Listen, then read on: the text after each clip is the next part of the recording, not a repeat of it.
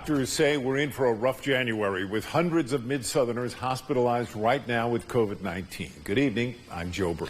I'm Conji Anthony. Doctors say in many cases, Omicron variant symptoms are milder, but with so many people getting infected now compared to other surges, even more hospitalizations are likely. Action News 5's Kelly Roberts is live with the latest outlook. Kelly. Good evening, Joe and Conji. Well, more than 300 people are hospitalized with COVID-19 in Shelby County right now. ER doctors continue to say do not go to emergency rooms looking for a COVID-19 test as hospitals continue to see daily upticks in patients.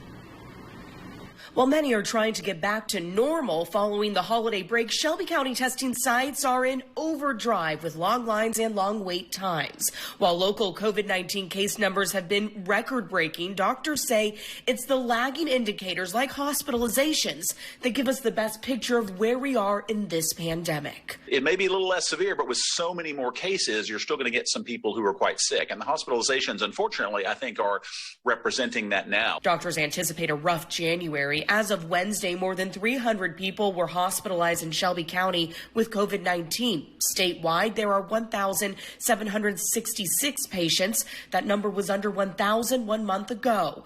There are another 638 people in the hospital with COVID in Arkansas and 695 in Mississippi, more than doubling over 2 weeks. I think in many ways, the most important number to look at has always been hospitalizations. It's what is responsible for showing us how many people are being sick enough to be in the hospital in the first place. And it also tells how stressed the healthcare systems are in general. Emergency departments continue to ask people not to seek a COVID-19 test in the ER. The Memphis Fire Department reminding people only a handful of things require emergency room visits. Baptist infectious disease specialist Dr. Steve Threlkeld expects hospitalizations to continue to go up. The numbers usually lag behind case surges by 2 weeks, but hopes to see the decline sooner rather than later. We saw the caseload go up and down very quickly in South Africa. That's what happens in a very, very contagious variant. It sweeps through a town very efficiently and very quickly. We saw that in Delta compared to its predecessors. Now you can go to actionnews5.com to see more from the Memphis Fire Department on when to go to an ER and when to see an urgent care physician or your home physician.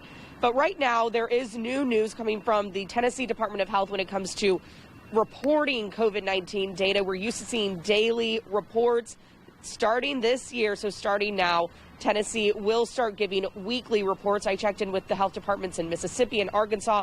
They say they will continue with those daily data reports. Reporting live from the Medical District, Kelly Roberts, Action News 5.